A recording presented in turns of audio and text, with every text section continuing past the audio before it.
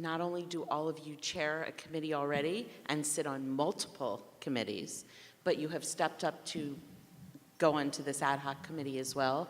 They are some of the most thorough and detailed minutes I have seen. I took the time to read all of them in advance, and when there are issues or questions that I have, I contact the committee chair in advance and get them addressed. If I have more questions, we can certainly put them on the board agenda. That's how the board operates by committee system. We've been doing it for many, many years, and that's our process. No, this process is keeping secrets and little clicks. Mike, stop. Wait a Please. minute. I'm Please. sorry. I get a chance to speak also. Fine, you'll get a chance in a minute. We just got done in closed session with the same type of discussion. You folks, oh, we got to get home. We can't spend too much. You have an obligation to teach this. Mike, no one says that. You're the only one saying that. And it's inappropriate for you to suggest that one single person sitting up here tonight I don't think this board is doing a good job. I don't think they're and functioning there are a well. lot of us that don't think that you're doing a very good Fine, job. and I will stand and you can throw rocks at me. But I'm very concerned that this board is not doing the job, and I don't think the public is getting the explanations they deserve, okay? And case in point, all the SAL stuff that came out, oh my gosh, the summer this and the summer that, and the reading assignments, the homework assignments, came out of nowhere. If you guys are doing your job, you would know about it and you'd bring all of that information forward to the board. I have a problem. Mike, on May 22nd, Mrs. White, who happens to be here in the audience, stood in front of us and spoke for several minutes quite eloquently on her concerns and many other parents' concerns regarding summer assignments. It was very detailed, and it should have been enough for you to understand where this conversation started that I just reported out on and Robin finished reporting out on. Some of it may be the speakers, because I had trouble understanding what you just said.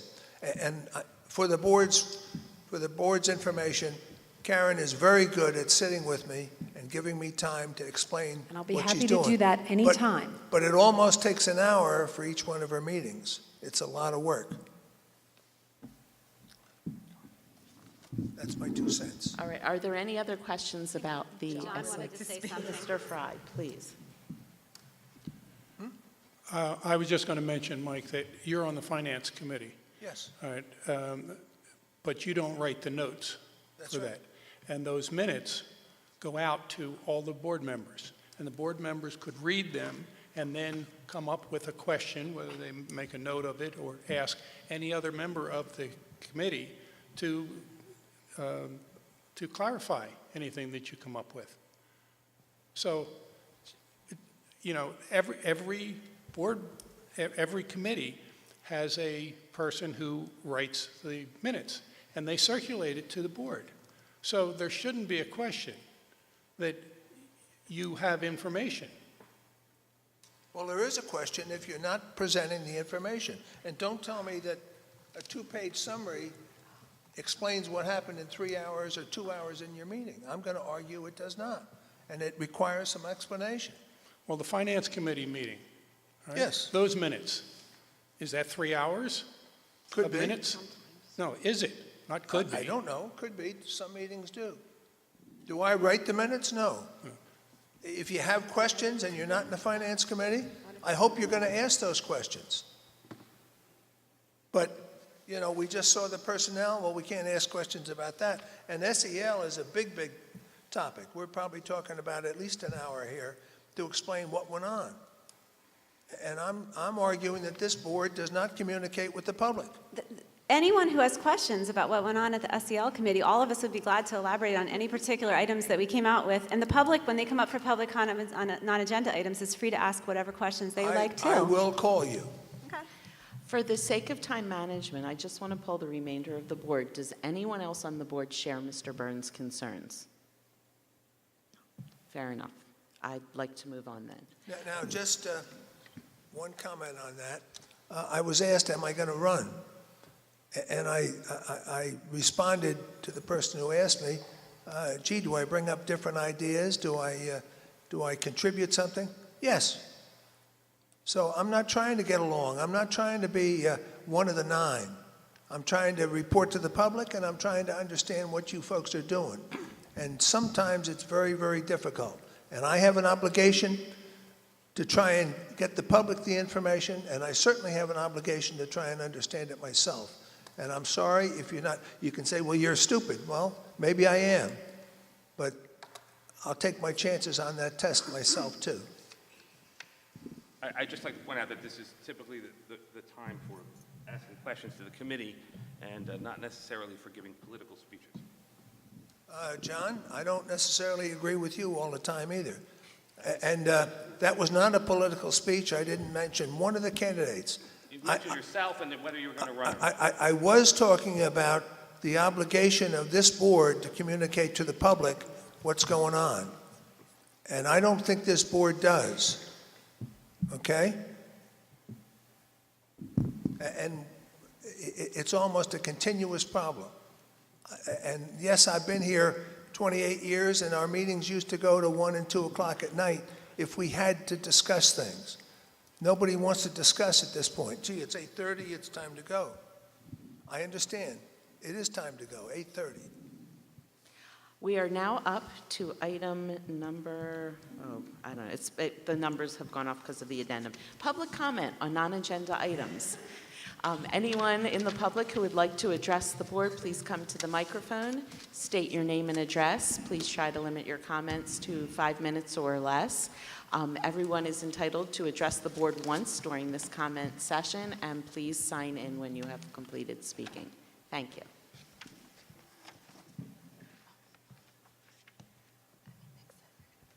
Hello, I'm Julie Keating. I live at 139 Woods End. For those of you who don't know me, let me give you a little background on my experience in our school district. This is really tall. I have chaired many committees at the elementary school level, fundraisers, Wizards of Words, visiting authors, book fairs, as well as being Cedar Hill PTO president. At William Mannon, I chaired a few committees, as well as sat on PAC. At Ridge, I was a bit tired of PTO work and turned my attention to the Booster Club, which has been really fun, just fundraising to support our athletes and promoting our sports programs. Additionally, on the township side, I served on Parks and Recreation Advisory Committee for many years, 3 years as chairman. I also was on the Charter Day Committee for many years, as well as serving on Municipal Alliance. What I'm trying to say is that I've always been involved in our schools from day one, and I've always had the best interests of all the children in my heart. As I'm graduating this year from the district, my daughter is anyway, I feel the need to offer some recommendations to improve our children's education and experiences in the district. Language arts. Novels, starting in 4th grade, are so depressing that they're having them read, with themes of death, divorce, drugs, and alcohol abuse. There are uplifting literature in our world that can inspire children and teach them to fall in love with reading while still complementing whatever they are studying in social studies. Why do we have to focus on only the depressing themes? This trend continues through high school, and I found that some of the mandatory reading is very gender specific. I was going to talk about The Secret Life of Bees, but as I looked today, I saw now there's an expanded list, so thank you for that, because that was really tough for my son to read. It was just bored him to tears. Grammar. They must be taught the fundamentals of English grammar. Even the foreign language teachers at Ridge are frustrated by the students' lack of knowledge of grammar rules. And the students are frustrated when they begin prepping for the ACTs and the SATs, and their tutors have to teach them grammar. This lack of knowledge hurts them in college when sometimes 50% of their essay grades are based on grammar. It will hurt them in their careers if they cannot put together a grammatically correct proposal or presentation. Math. With few exceptions, the math instruction really needs to improve at Ridge. Many are not teaching the subject before the students are assigned homework. It's a subject that needs to be taught. You're not going to learn it through osmosis or have it by intuition. Students need to be taught the theorems before homework assignments, or it leads to a very frustrating night. Most importantly, how has an administration who has embraced wholeheartedly PARC, an extremely stressful and unnecessary experience for everyone, let midterms and finals go in the high school? Let me tell you, these students who have graduated from Ridge without getting the experience and preparations of studying for these exams are stressed beyond belief in college. I thought my son would be okay at college since he has taken quite a few AP courses, but I was wrong. It's a totally different experience taking the AP exams when your score doesn't count towards much, except maybe getting that credit, and taking a final, which might be counted as a third, if not half, of your grade for the semester. Those are my son's words, not mine. You're doing a disservice to our children by the elimination of these exams. William Annan, the atmosphere needs to be lightened up. Let the kids wear what they want. For Pete's sakes, what's wrong with flip-flops? Also, girls with long legs, they can never find a skirt or shorts long enough, and it's just unfair. It's dumb. Maybe we've had sexting issues because the clothing rules make things forbidden, and we all know what happens when we forbid things. It makes it more attractive. Run a tight ship with kindness. The delivery of the rules in that school is just downright mean. You wonder why middle school is the toughest socially in an adolescent's life? I think one of the reasons is that the kids are treating each other like the administrators are treating the children. Excuse me, ma'am, you have about 1 minute. Yep. Something needs to be done at Ridge with the honors classes and parents who have their children take the same class in the summer prior to taking the class at Ridge. Teachers are teaching to those students, leaving perfectly capable students in the dust. Students who probably had the old-fashioned, typical American summer of swimming and playing outdoors. It's just not fair. If these students have the grades to get into these classes, they deserve to be taught. School spirit. We all know school spirit at Ridge has been on a downward spiral. Something needs to be done to bring all the groups of kids together and celebrate their high school. Oh, what about a pep rally? There's an idea. Let's bring that back. I think there should be one for every sports season, to be honest, to celebrate all those athletes. I was discussing what I was going to say tonight with a past BOE member. She suggested the district gets a volunteer committee of Ridge graduates' parents together to see if they have suggestions to improve the district based on their child's experiences beyond Ridge. Just an idea. Finally, there should be security guards at every school. I don't think enough is being done to protect our children at every school in our district. I just have one more paragraph.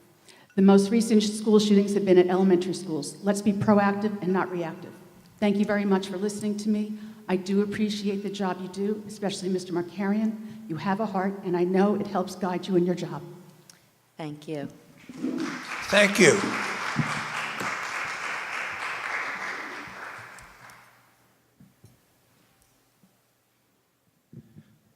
Good evening, everyone. My name is Trini Ghupat from the Hills at Constitution Way. I have two kids, one in VAMS and one in Cedar Hill, and a special needs curriculum, the LLD curriculum. So I have just two requests. One request is with respect to holdbacks. My son is in third grade, going to fourth grade, and we would like to hold him back for another year in third grade because we want to build his self-esteem with his peers to whatever caliber he is.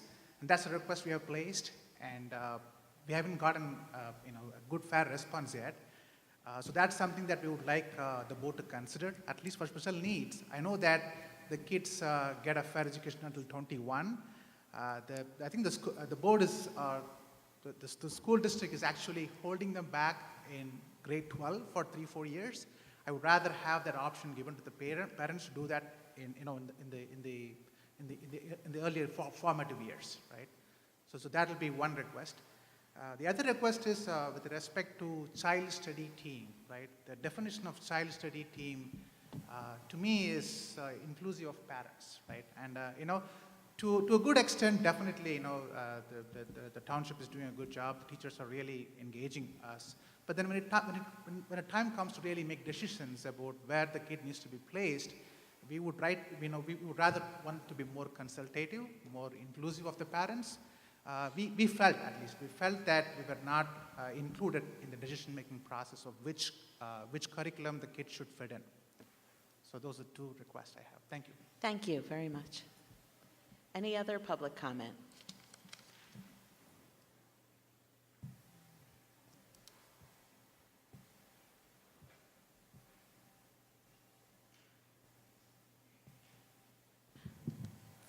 Hello everyone, I'm Sinha Ghupat mom, and this is the first time I'm talking in that mic.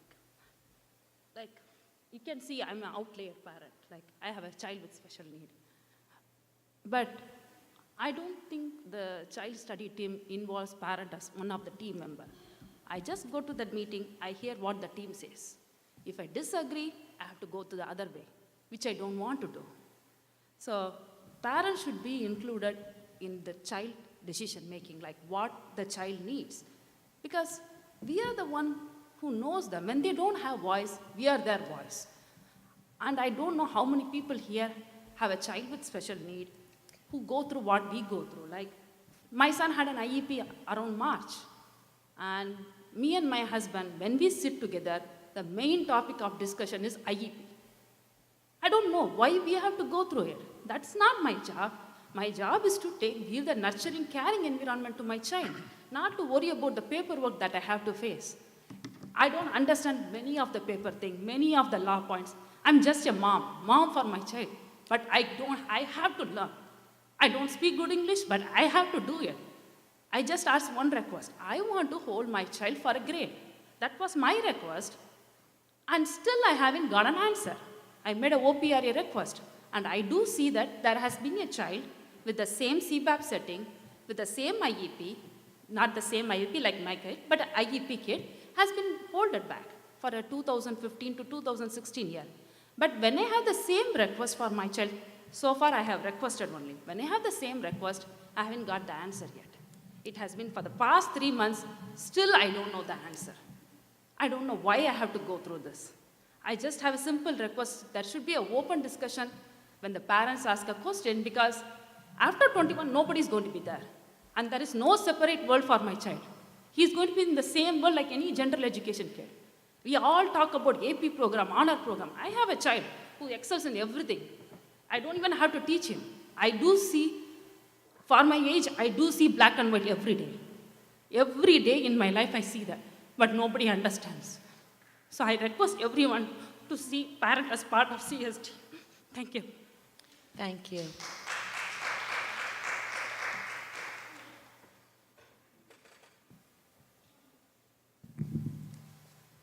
Not that I need a microphone. James Vogel, 20 Evergreen Place.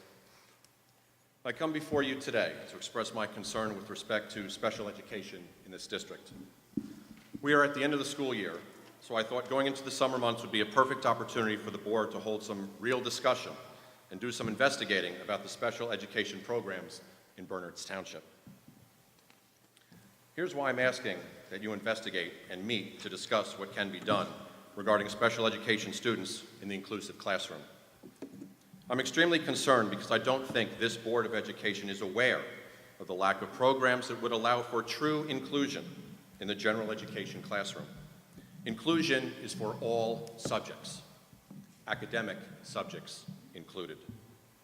Inclusion is a civil right, and educating children with disabilities in classrooms with non-disabled peers was a principal objective of Congress passing the Individuals with Disabilities Education Act, otherwise known as IDEA. And that ensures that students with a disability are provided a free, appropriate public education. IDEA's least restrictive environment provision entitles every child with a disability to an appropriate education in classrooms with non-disabled peers as much as possible. That is New Jersey's law, too. So why is it that this district has so little special education in-class support, or ICS, for elementary school children? We do it in my district. Is the board aware that the district does not have any special education in-class support for science or social studies in any of our 4 elementary schools?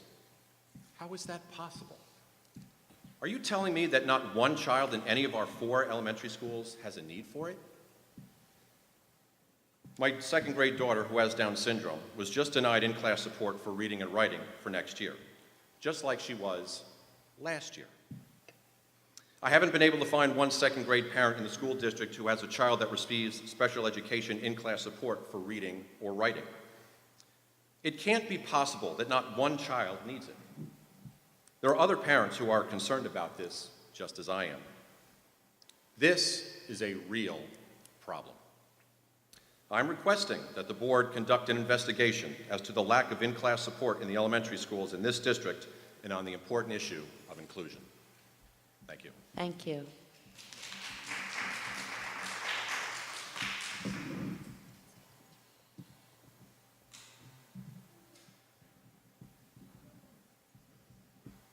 Hi, Chrissy Hostler, 18 Juniper Way, Basking Ridge.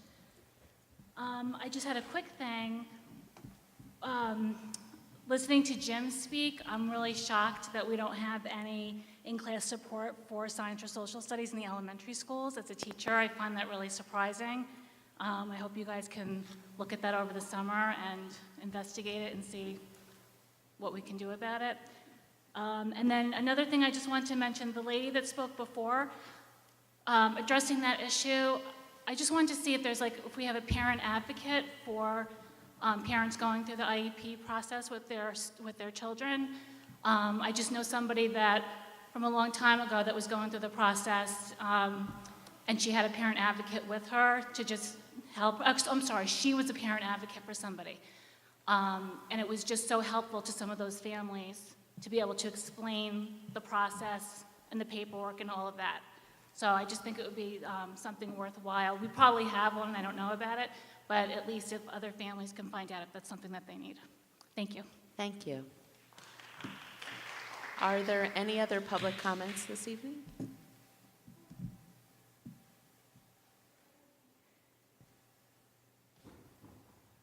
Hi, good evening.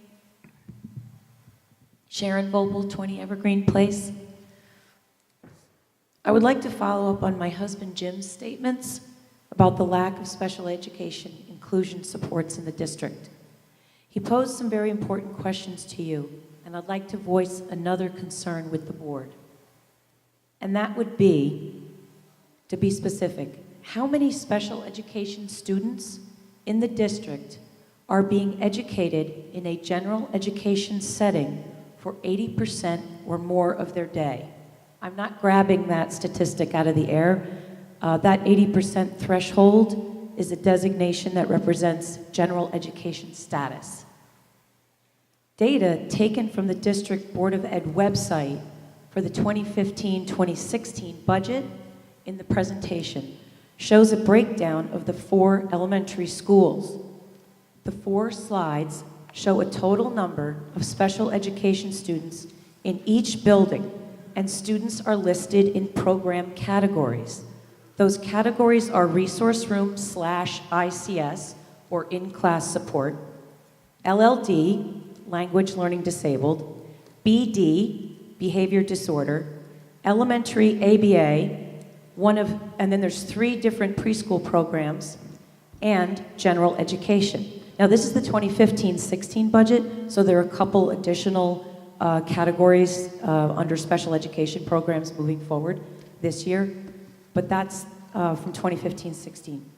The number totals are something I would like the board to clarify. At LCS, for example, Liberty Corner, the presentation slide shows 85 total students, of which 54 are designated resource room ICS and 30 for LLD. The total student count listed under general education is 1 student. Cedar Hill has similar numbers, 98 total students broken out into those categories. The general education number, 2 students.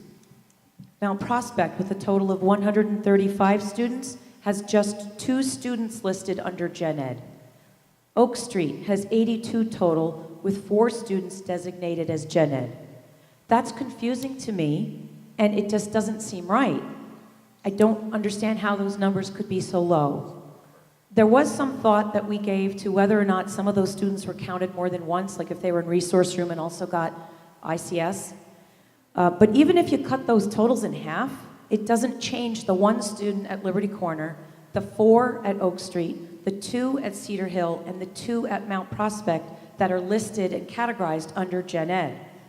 I think we can all agree that those numbers are terribly low. Again, even if you half the totals, the general education inclusion rates are approximately 2%, 3%, 4%, and only as high as 10%. One of the lowest ranked areas in the country happens to be Washington, D.C., and they clock in at just 7% inclusion rate. Are our elementary schools' rates of inclusion really lower than that? These numbers deserve further examination, and I'm asking you to kindly investigate them. If they are this low, you can point to the inconsistent or non-existent use of special education programs like ICS, or in-class support, and ICR, in-class replacement, which keep the student with their non-disabled peers in a general education setting and not pulled out to a resource room or another class. Why isn't this district using them consistently, I would ask? Excuse me, ma'am, you have about a minute. Thank you. Furthermore, I don't think the data accurately reflects the programs you have.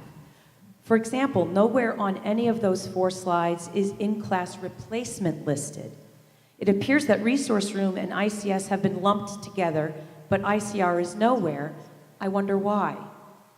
Incidentally, the same data for the 4 elementary schools isn't included in the 2016-17 budget presentation, so I have nothing to compare it to. Why was this information omitted from that presentation? I'd like to close my remarks, and I think it's actually rather fitting. I hadn't looked at the agenda beforehand and knew about all the awards, which were really nice. But I'd like to close my remarks by asking that you take a look back at the 26 slides at the end of this year's budget PowerPoint presentation.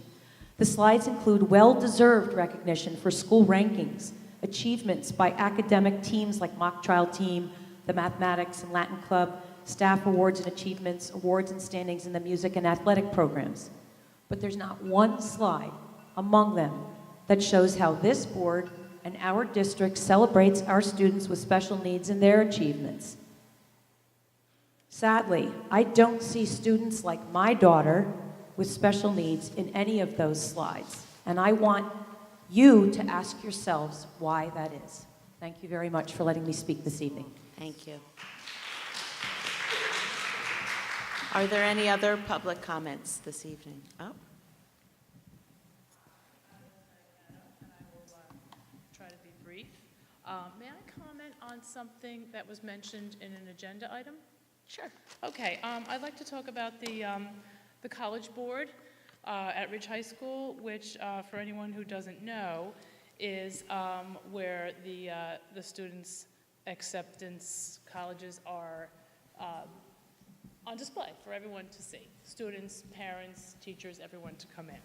And what I found out this year that I didn't know is they don't automatically go up once a child has told their guidance counselor the school that they're going to. The student actually has to go in and sign a piece of paper giving permission for that to go up on the board. And I think it's a really nice thing.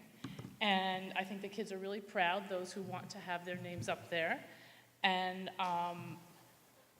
for those who are stressed out or unhappy that they didn't get in somewhere, you know, I don't know what to say to them, but I just don't want to take that away from those who are proud to see their name. The process that they've gone through is arduous.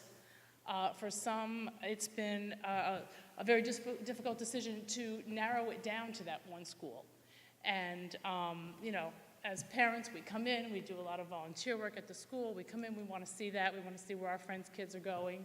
And I think it's just a very nice thing to have on in the halls of Ridge High School outside of the main office, and a kind of a tradition, along with all the photographs of the class which are on display in the office. Thank you. Thank you. Any more public comment?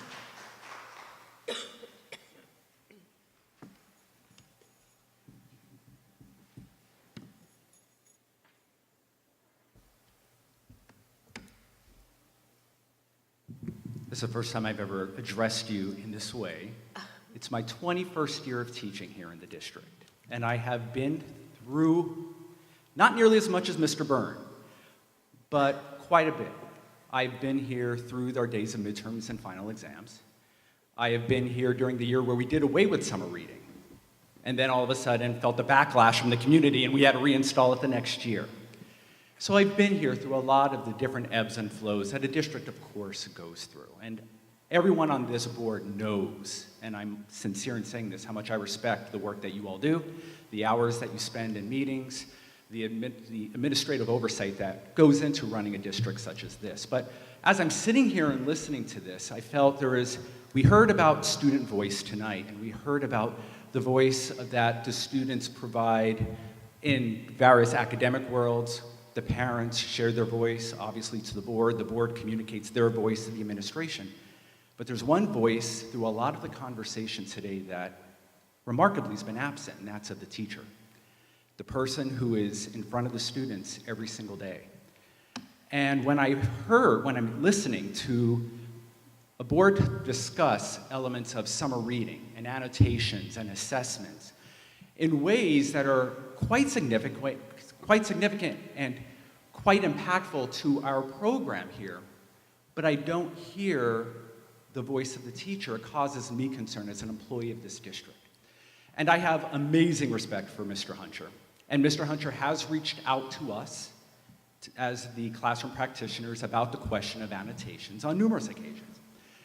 But I do question the timeliness of how all of this is happening and the impact that it has on instruction and students, because there's one thing that I've really, over the years, have come to terms with, and that is there's multiple sides to everything. I could give you 25 reasons why it's so important to annotate a text, and I can give you 25 reasons why it could be a waste of time to annotate a text.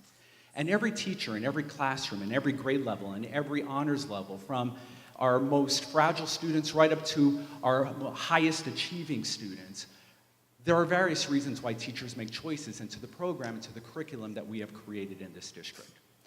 And Mr. McCarring has heard me speak more than once before that your teachers are really good people doing hard work.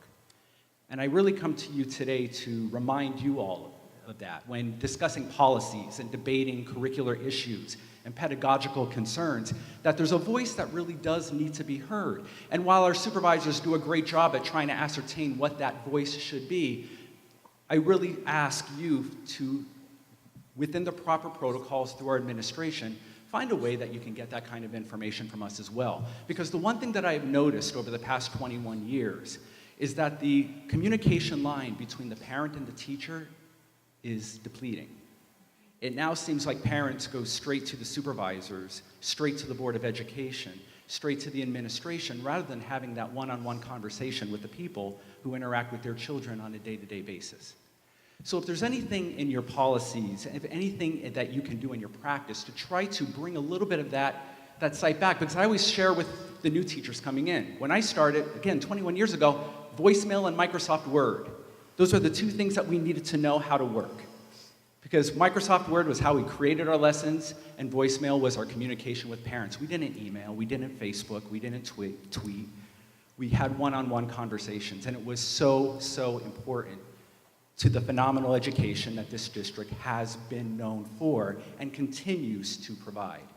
So I felt after 21 years, let me come up to the mic, because you've had a lot of amazing discussion. You've sat in hours and hours of meetings. You've done good work for the students of this district. And I just want to remind you that your staff, the people in front of the rooms every day, have a wealth of experience. They have a passion for the craft of teaching. And they have an unbelievable respect for this community, the parents and the children that come into our classrooms every day. Please don't diminish that voice when you're coming up with decisions about how to run the district. Please don't diminish the voice for the students of this township. Thank you. I'm clapping. I don't care. Are there any other public comments? Once during the session, correct? Yeah, we try to limit once during each session. Yeah, that's actually, it actually is the policy, there's only one time. All right, I'll be brief. Up to the board president. May I speak? You may have a minute. Okay. Couple things. First, and I'll be very quick. The Teacher in-Service Day on May 26th, I just want some clarification from the board regarding the teacher responsibilities, because from what I've heard, it's just a basic teacher off day, and the only reason that they have to come to school is to finish staff college coursework. I know that some parents feel that we try to communicate with teachers on those days and they're not available because they're not in their buildings. So I just want clarification on what the teacher responsibility is on that particular day. Sports overlap, getting to a topic that Mr. Burns was speaking of a couple board meetings ago. In our district, we have a policy where if sports overlap between seasons, that those students, like from football to basketball, those students have to sit out a mandatory number of days for rest before they jump right into the next season. So that might be a way to alleviate some of the pressures and stresses going from, let's say, football to basketball to baseball if you're a three-sport athlete. And last thing, I think Mr. Yastrzemski spoke about the teacher part in all of this, and I do agree with him that the communication between the parent and the teacher is eroding in this district. Myself being a teacher, we have a policy in our district that we have 36 hours to respond to a parent email. Mr. Vopel, you're going to need to wrap it up, please. Okay. So that would just be something, because I know that when parents email teachers and staff members, we sometimes don't get responses for days or weeks at a time. Thank you. Thank you. Are there any other public comments? All right, with that, public comment session is closed. I think I can address a few, and then I'll turn it over to Mr. Markarian. Mrs. Keating, thank you for all your service to our schools and our community. I know our curriculum director is here tonight, as well as a lot of board members who sit on the curriculum committee and who don't sit on the curriculum committee who are taking furious notes with your thoughts. So thank you very much for taking the time to share them with us. I want to thank all the parents who have shared their thoughts and concerns about our special education program. I'm going to let Mr. Markarian address that a little bit more. Mrs. Bagnato, thank you for your comment about the College Board, because I know a lot of us feel that way. I think, and correct me because I wasn't at that meeting, the intent was not to do away with it, but to wait until later in the year when more of the acceptances have come in. Am I communicating that correctly? Just so while the kids are in limbo, the stress isn't building, but it will still be posted at some point for everyone to see. And Mr. Yastrzemski, thank you so much for your 21 years of service to our students. It's interesting when you talk about the chain of command. I want to show you my business card when the meeting is over, because we literally have printed on the back of our business card the chain of command. When parents come to board members to express a concern, we talk about, have you spoken to the teacher yet? Here's what the chain of command looks like. We're trying. It's not always successful. But I agree completely. The teacher's perspective is so valuable, and we need to find a way to do it better within the parameters of the appropriate chain of command for us to get teacher input as we evaluate all these challenging concerns. With that, I'm going to let Mr. Markarian handle some of the other comments.